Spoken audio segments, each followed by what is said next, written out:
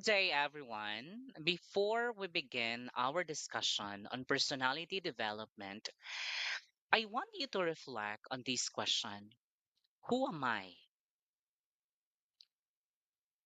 And what kind of person I am becoming? Personality is more than the behavior that other people can see. It includes our thoughts, feelings, attitudes, values, interests, abilities, motivations, and the way we respond to different situations. Personality development, therefore, is the continuous process of understanding ourselves and improving the way we think, feel, behave, communicate, and relate to others. It does not mean changing ourselves just to please people. Rather, it means becoming more aware of our strengths and weaknesses and learning how to grow from our experiences. Now, in this lesson, we will discuss the meaning of personality, the visible and hidden aspects of behavior, the different influences of personality, and the major theories that explain why people think and act differently. We will also examining the id, ego, and superego, the role of nature and nurture, the basic personality traits, and the influence of family, friends, school, government, and social media. Now, as future educators, this lesson is important because your personality will greatly affect how you teach, communicate, handle pressure, and build relationship with your students. As we go through the discussion, I want you to connect each concept to your own life and think about the kind of teacher and person you want to become. Now, let's start. What is personality? Personality is the conglomeration of individuals' thoughts, feelings, emotions, attitudes, intelligence, interests, and the abilities. Therefore, personality is the complete combination of different qualities that make a person unique. It includes what you think, how you feel, how you react, what you believe, what you enjoy doing, and what you're capable of doing. Now, for example, two students may have the same level of intelligence, but one may be confident and outgoing while the other is quiet and reflective. These differences are part of their personality. This means that personality is not based on only one characteristic. A person cannot be described only as a smart, friendly, or shy. Personality is formed by many qualities working together. Now, as future educators, you must understand that every learner has a different combination of attitudes, abilities, interests, and emotions. Knowing this will help you avoid judging students based on the one behavior. Another is personality is the combination of trait patterns that play a vital role in the behavior, motivation, emotions, and thinking of the individual. This means that people develop certain patterns in the way they usually think, feel, and behave. These patterns are called traits. For example, a responsible person usually prepares early, follows instructions, and complete tasks on time. On the other hand, a sociable person usually enjoys talking, working with groups, and meeting new people. These traits also affect a person's motivation and decisions. A highly determined student may continue working even when a task is difficult, while someone who easily loses confidence may stop trying after making a mistake. Well, however, traits are not permanent labels.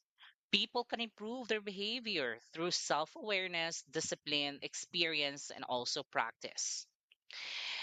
For future educators, personality traits can influence teaching style. A naturally quiet teacher can still become an effective communicator, while an outgoing teacher must also learn how to listen. The goal is not to completely change your personality, but to develop the qualities that will help you become an effective professional.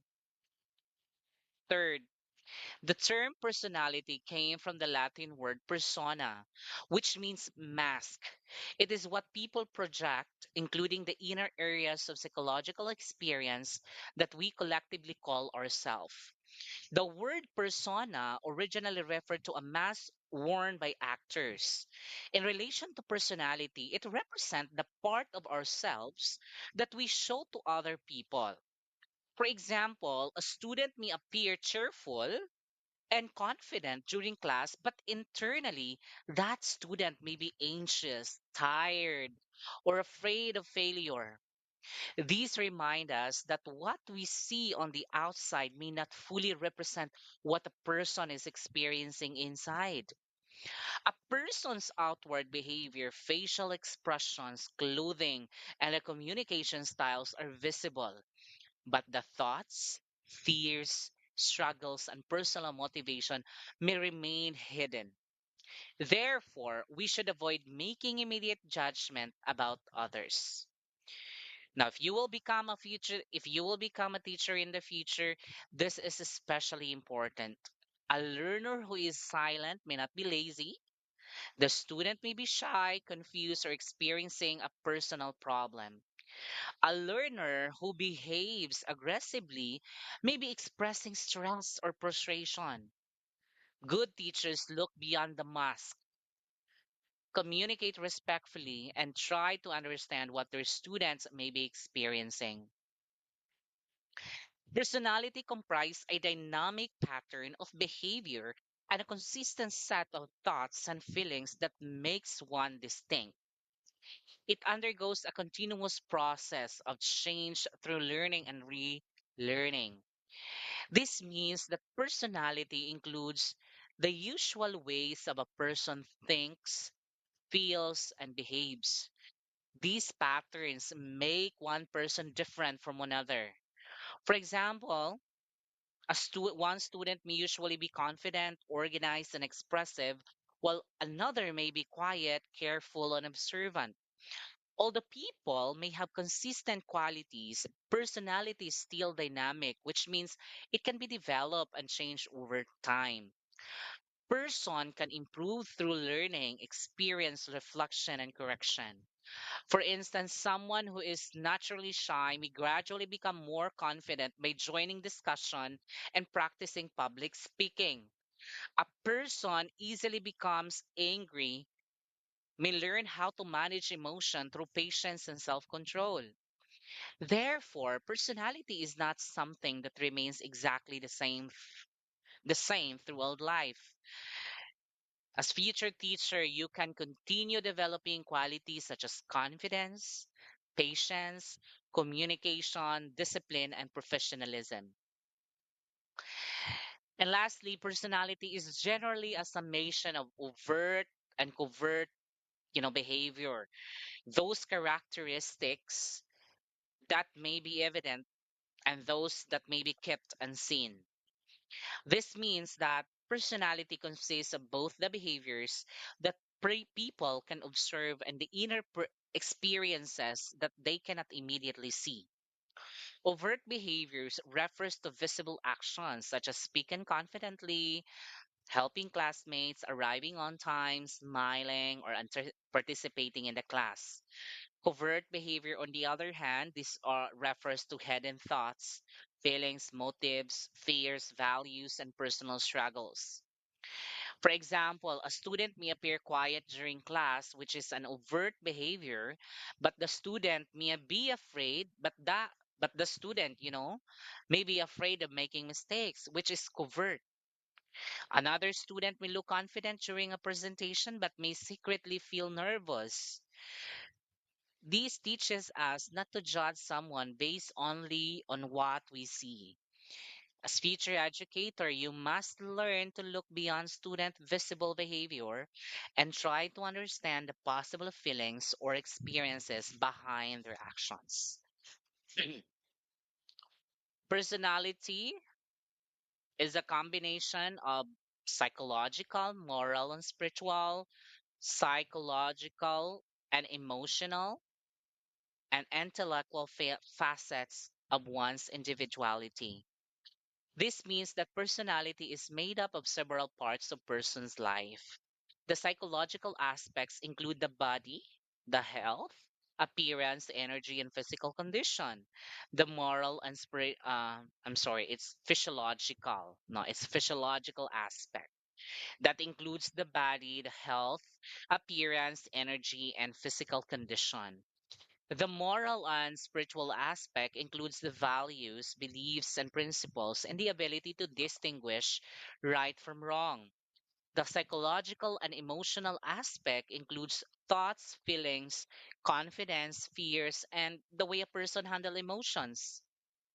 And lastly, is the intellectual aspect includes the knowledge, reasoning, decision making, creativity, and the ability to learn. Therefore, personality is not only about being friendly, shy, or confident, it is the whole person. For example, a student may be intelligent but still need to improve emotional control, discipline, or respect for others. As future teachers, you should develop all these areas because teaching requires not only knowledge, but also good health, sound values, emotional maturity, patience, and responsible decision making. Overt behavior includes those traits that are readily available to the eye. Overt behavior refers to actions and characteristics that other people can easily observe. Example includes the way a person speaks, smiles, dresses, participates in class, responds to questions, or treats classmates. When someone is punctual, helpful, talkative, or respectful, these qualities can be seen through outward behavior, right? However, the visible behavior may not always explain the complete situation.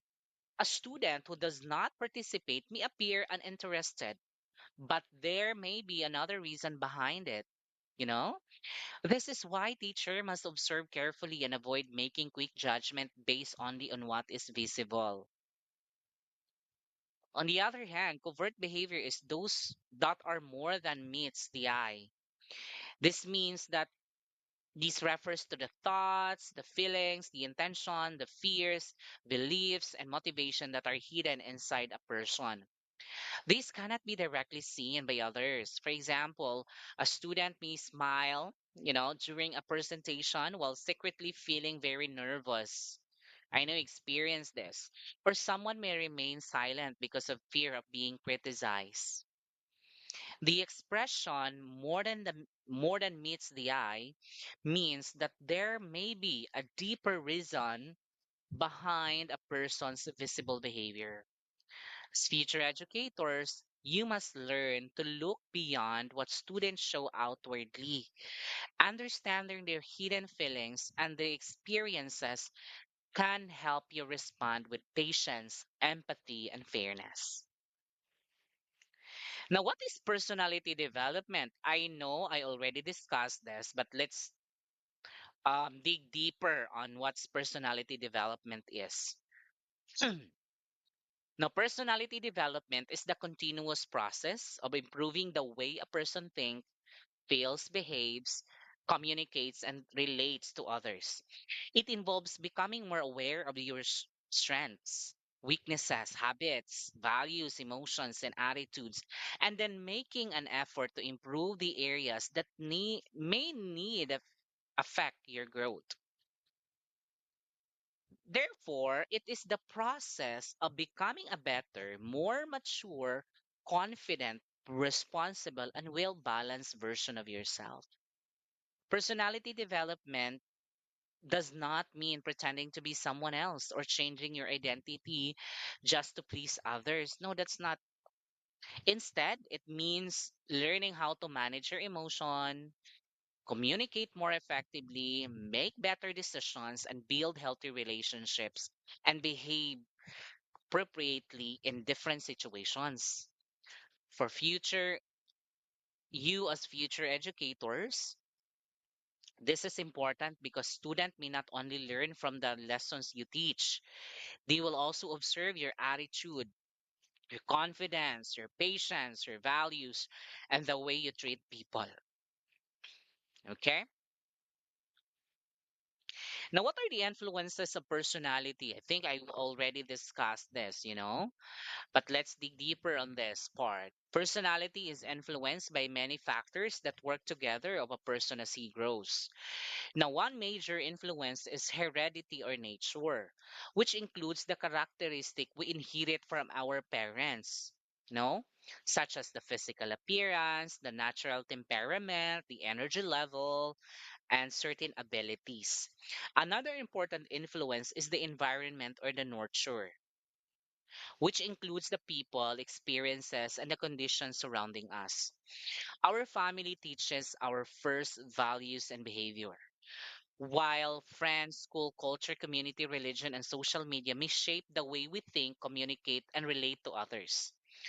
Personal experiences also have a strong effect on personality. Successes may build confidence, while failures and challenges may teach patience, resilience, and responsibility.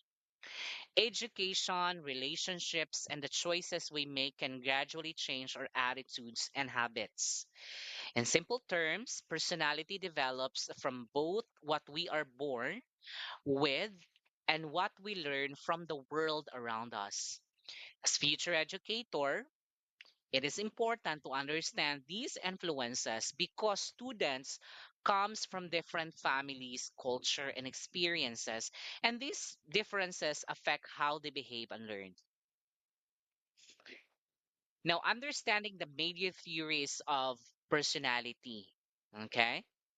Now, scientific investigations and studies culminated to major theories that will elucidate on the complexities of personality.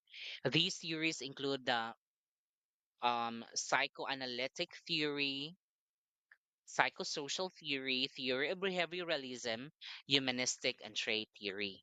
Now, let's take a look at in this part. Now, this means that personality is very complex. So psychologists develop different theories to explain why people think, feel, and behave the way they do. So no single theory can explain every part of a person. Each theory focuses on different influence, such as childhood experiences, relationships, and the environment, personal choices, or common personal traits.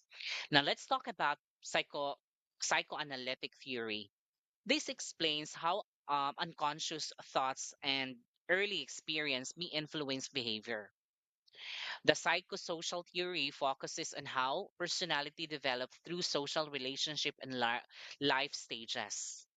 Behaviorism, on the other hand, explains how behavior is learned from the environment through rewards, consequences, and experiences.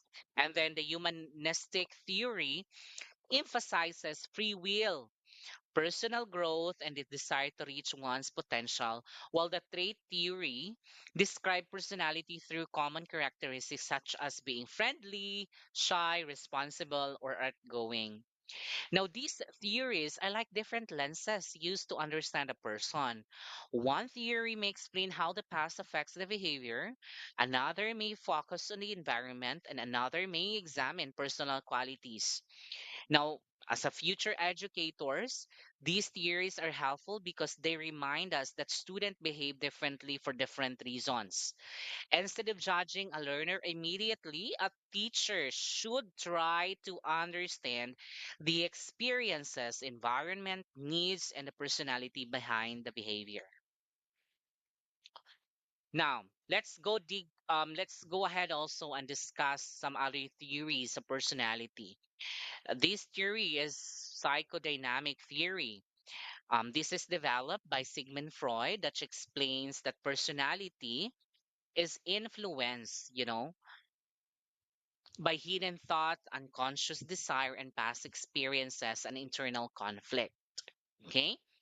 So, according to Freud, personality is made up of three major statements: the id, the ego, and the superego.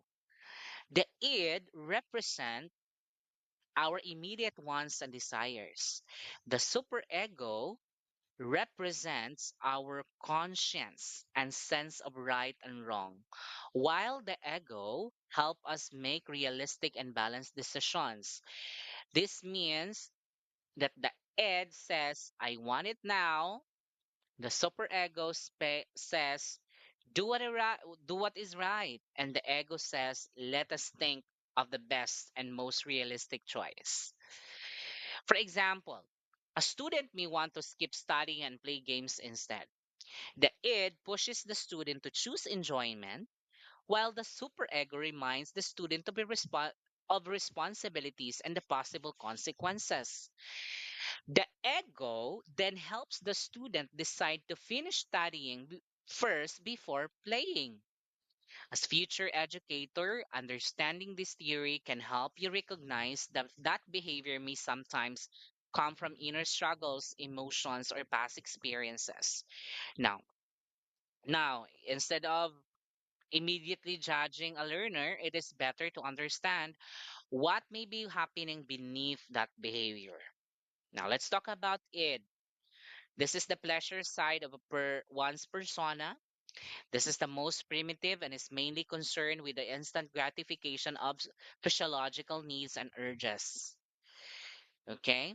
So, it is already present from birth and focuses on satisfying the immediate needs, wants, and urge. So, it follows what Freud called the pleasure principle. So, which means that it wants comfort and enjoying right away without first considering rules, responsibility, or possible consequences. In simple terms, the id says, I want this now. So, for example, when you are hungry during class and want to leave immediately to buy food, that desire comes from the id. When a student wants to play games instead of finishing an assignment, sleep instead of attending class, or respond angrily without thinking, the id is influencing the behavior. The id is not controlled, is not the id is not automatically bad because it represents the natural human needs. But it must be controlled so that a person does not act only based on impulses. Now, as future educator, you may encounter students who demand immediate attention, become easily frustrated, or react without thinking. Understanding the id helps you realize that some behaviors come from difficulty in controlling impulses. Your role that some behavior come from difficulty in controlling impulses. Your role is to guide the learners in developing patience, self control, and the ability to think about the consequences of their actions.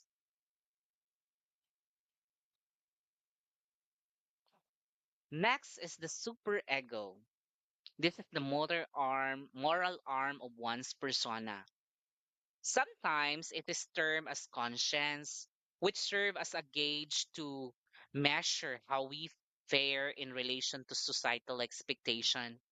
It reiterates on the good of everyone else over one's own pleasure. So the superego is the moral part of a personality. It represents our conscience, the values, the beliefs, and the understanding of what it is right and wrong.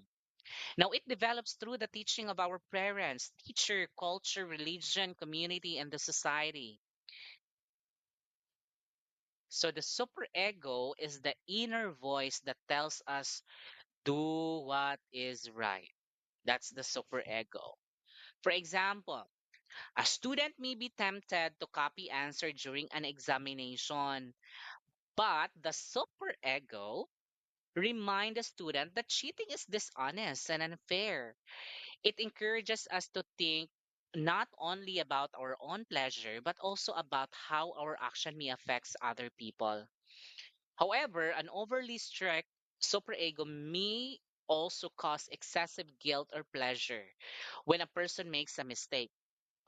As future educator, your superego guides you to act with fairness, honesty, respect, and responsibility. It reminds you to treat student equally, protect the welfare, follow professional standards, and serve as good role model. This is important because learners will not only listen to what you teach, they will also observe whether your actions reflect the values you promote, right? Lastly, the ego. This is the rational and realistic area of the system.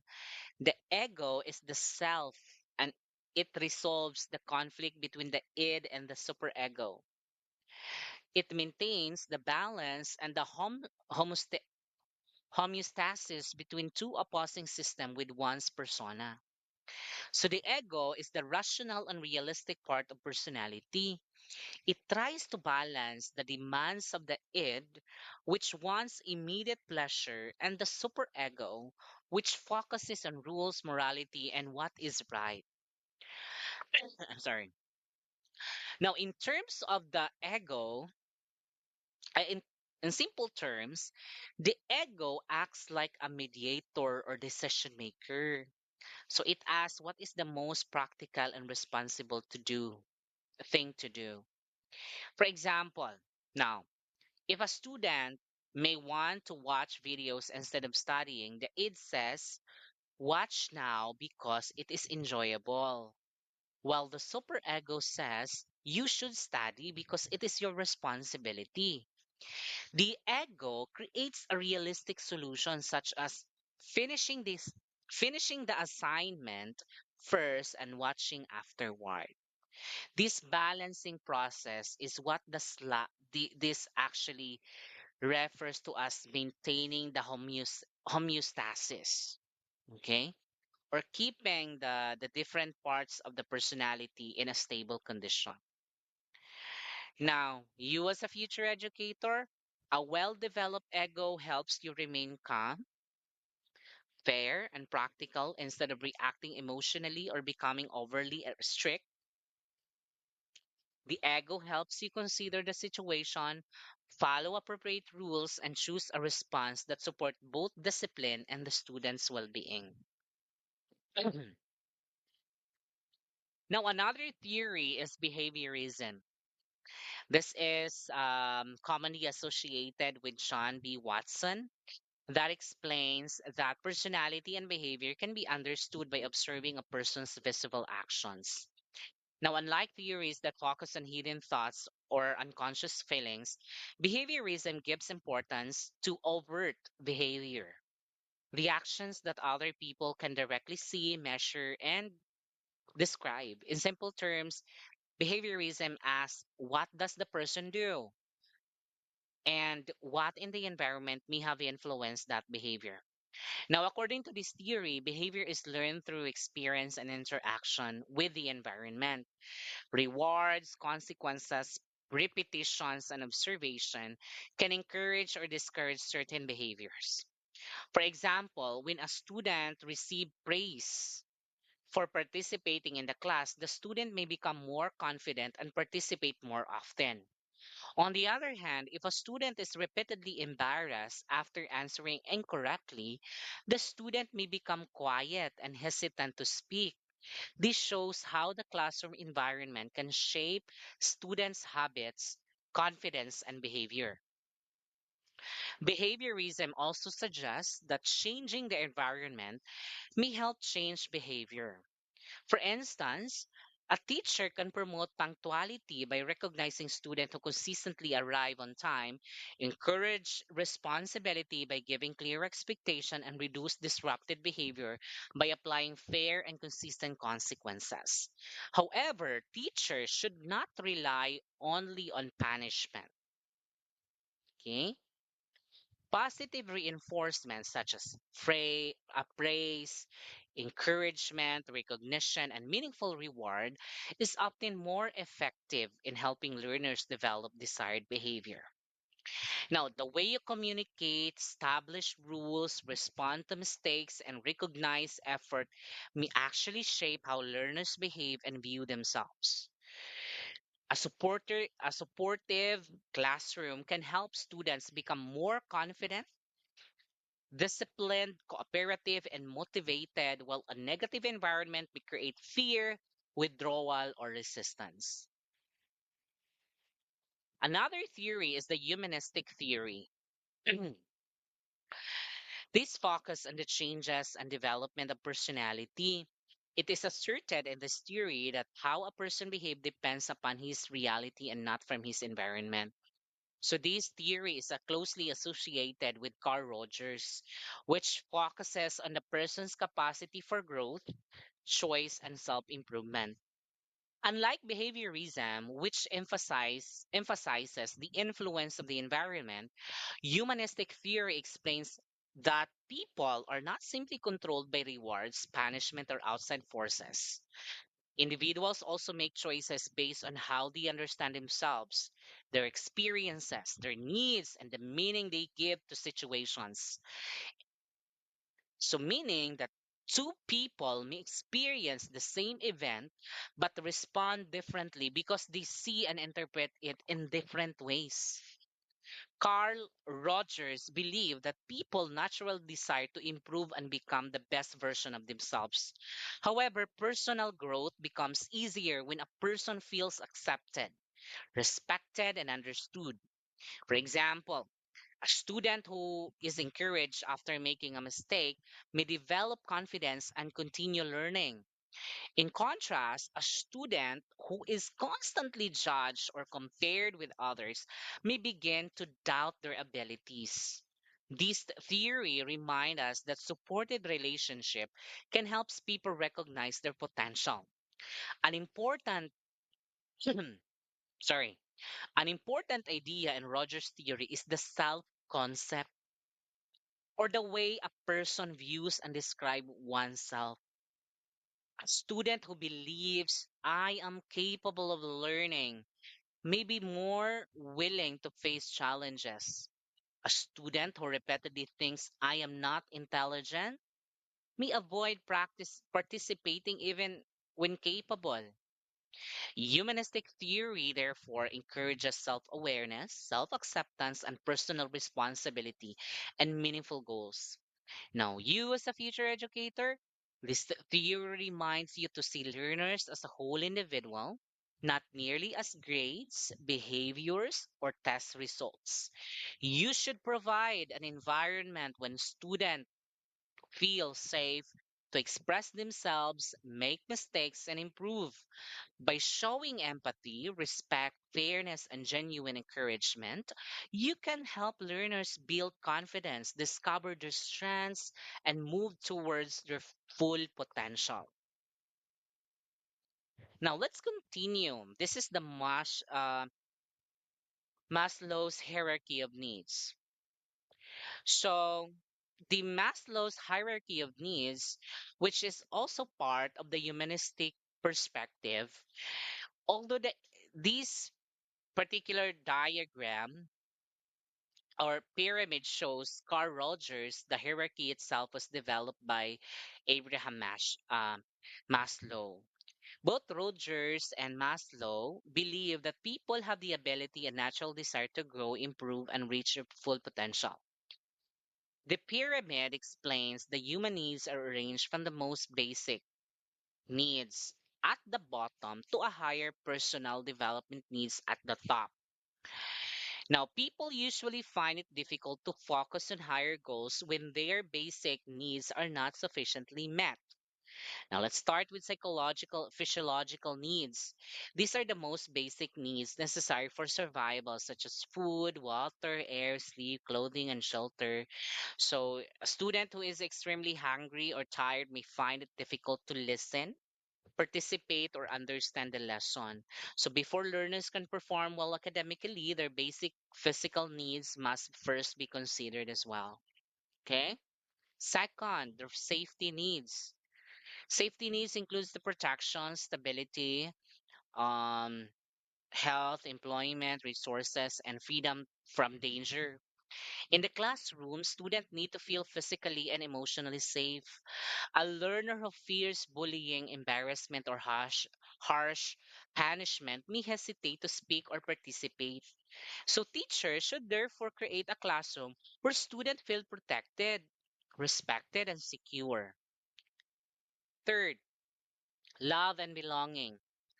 This level involves friendship, family relationship, acceptance, affection, and a sense of connection. People naturally want to feel that they belong to a group.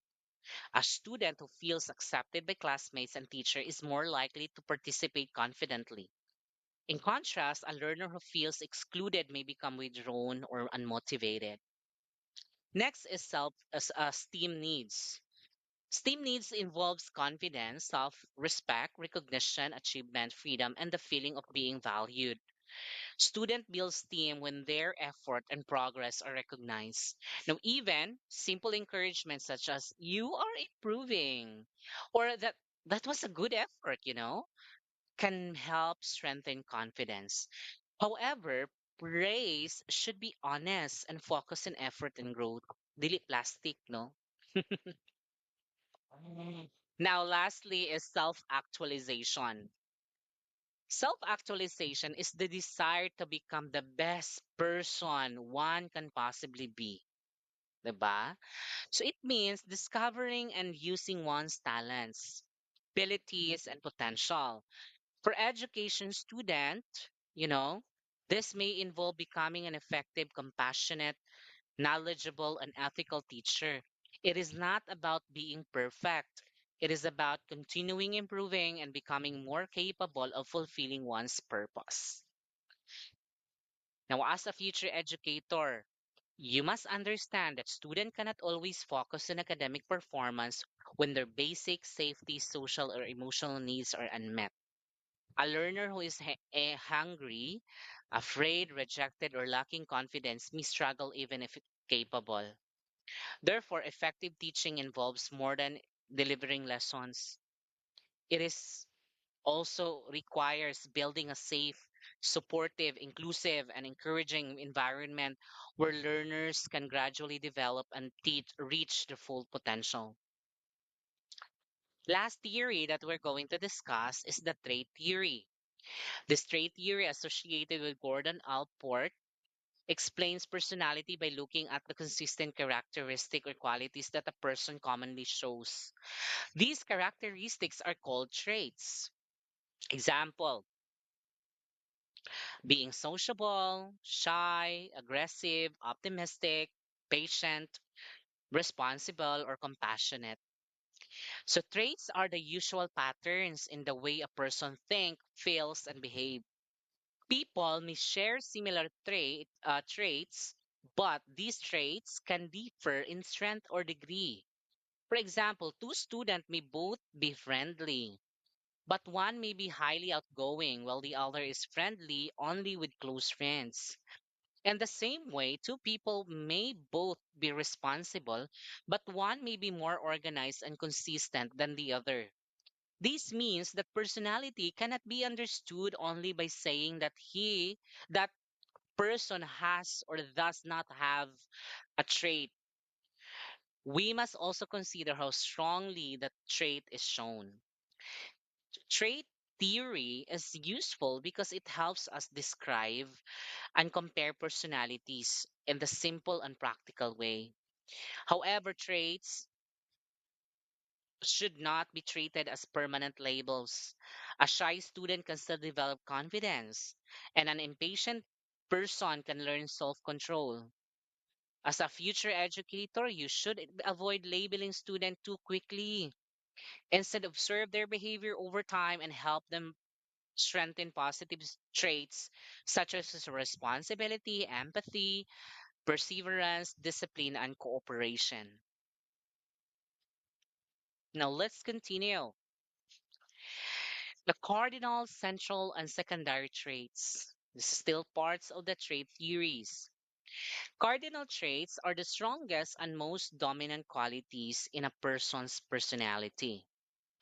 So they can become the person's ruling passion, meaning they influence almost every major decision and behavior. For example, a person who is deeply committed to helping others may organize most of their life around service. However, not everyone develops a cardinal trait, and it is usually seen only when when one quality becomes extremely powerful in shaping the person's identity. On the other hand, central traits are building blocks shaping one's behavior, meaning they are the main characteristic that people commonly use to describe someone. These are the usual building blocks of personality, such as being honest, responsible, being friendly, patient, hardworking, or confident. For example, if most of the people describe a student as dependable and respectful, those qualities may be considered central traits because they regularly appear in the student's behavior. Lastly is the let me see, this is the last one, yeah. Lastly is the secondary traits. Secondary traits are less consistent and usually appear only in a certain situation. So these include personal preferences, attitudes, likes, dislikes, and specific reactions. For example, a general calm and patient person may become highly competitive during sports, or a quiet student may become very talkative around close friends. So these traits do not define the whole personality, but they show that people may behave differently depending on the situation. Okay? Now, this diagram combines the two major personality dimension, the introversion versus the extroversion, and emotional stability versus the emotional instability. The horizontal line shows whether a person tends to be more introverted or extroverted, while the vertical line shows whether the person is generally emotional stable or more prone to anxiety, mood changes, or strong emotional reaction. Now, the diagram is divided into four personality patterns. The melancholic type is more the introverted and emotionally unstable, so the person may be quiet, anxious, serious, or pessimistic. The choleric type is more extroverted and emotionally unstable, so the person may be active, impulsive, restless, or easily irritated. You know, the the phlegmatic type is more introverted but emotionally stable. So the person may become thoughtful, peaceful, or reliable. The sanguine type is more extroverted and emotional stable. So the person may be sociable, lively, talkative, and carefree. So this diagram shows that the person differ not only in how social they are, but also in how they handle emotions. However, students should not use these categories as permanent labels. A person may show traits from more than one group depending on the situation, experience, and level of personal development. Now, factors affecting the development of personality. Personality develops through the combined influence of hereditary, family, environment, education, culture, peers, experiences, and personal choices. Now, when we say hereditary, this refers to the qualities we inherit from our parents, such as physical features, natural temperament, and certain abilities. However, the environment also shapes how these qualities are expressed. Okay? Family. So family is usually the first major influence because it teaches values, behavior, decisions, and ways to communicating.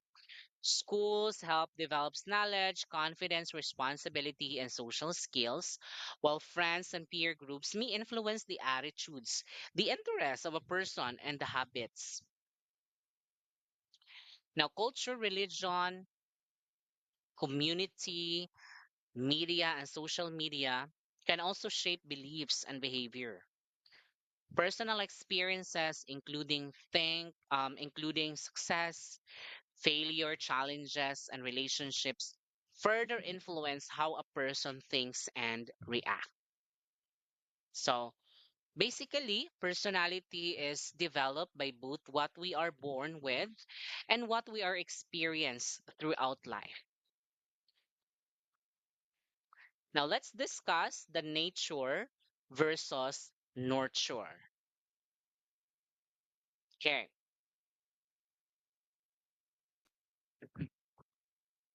Now, when we talk about nature, this actually the person's biological inheritance. So this refers to the biological characteristics that a person inherits from parents, such as physical appearance, natural temperament, energy level, and certain abilities or tendencies. For example, a child may naturally become active, shy, or sociable even at an early age. Nurture, on the other hand, refers to the physical and social environment influences the formation of traits, attitudes, interests, motivations, and emotions of the individual. This means that it's influences of the environment and the life experiences. Now, family, friends, schools, culture, community, and social media can shape a person's attitudes, interests, motivation, emotions, and behavior. For example, a naturally shy student may become more confident when encouraged by supportive parents, teachers, and classmates. Therefore, nature is what we are born with, while nurture is what we learn and experience as we grow. Personality is not developed by only one of them. Both usually work together. You, as future educator, you should understand that learners may have natural differences, but the environment you create in the classroom can still help them improve, gain confidence, and develop positive behavior. Now, what are the basic personality traits? Let's talk about these five basic personality traits. Well, these five basic personality traits will help us explain how people commonly think, feel, and behave. Every person possesses different traits, but at different level. For example, one person can be highly sociable and organized, while another may be quiet, creative, and emotional sensitive. So these differences help make each individual unique. Let's start with the number one, openness to experience. This actually refers to being curious, imaginative, open minded, and willing to explore new ideas or experiences. Consciousness means being organized, responsible, disciplined, and dependable. And extraversion, or highly sociable, this refers to being sociable, energetic, expressive, and comfortable interacting with other people. Agreeableness means being kind, cooperative, considerate, and willing to help others. And lastly is the neuroticism. Neuroticism refers to the tendency to experience worry, anxiety, moodiness, or other negative emotions more easily. So, these basic personality traits describe how open we are to new experiences, how responsible we are, how comfortable we are with people, how cooperative we are, and how we handle negative emotions. These traits show not to use to judge or permanently label someone. Instead, they can help us understand our strengths and identify areas that we maybe improve or something that we can improve on, you know? So, as future educators, knowing these traits is useful in understanding both themselves and the different personalities of learners. Now, to conclude, since we're actually finished already our discussion, personality development help us understand who we are, why we behave in a certain ways, and how we can continue improving ourselves. You, as future educators, developing a positive personality is important because your attitude, your values, your emotions, your communication styles, and the behavior will influence the way you teach and build relationship with your students. Knowing your strengths and recognizing the areas you need to improve are essential steps towards becoming responsible, confident, and compassionate teacher. Now, for our next lesson, we will move from understanding personality to exploring intellectual development. We will discuss intelligence, multiple intelligence, learning styles, study habits, time management, and decision making. This lesson will help you understand how you learn best, how you can improve your academic habits, and how intellectual development can prepare you to become a more effective learner and future educator.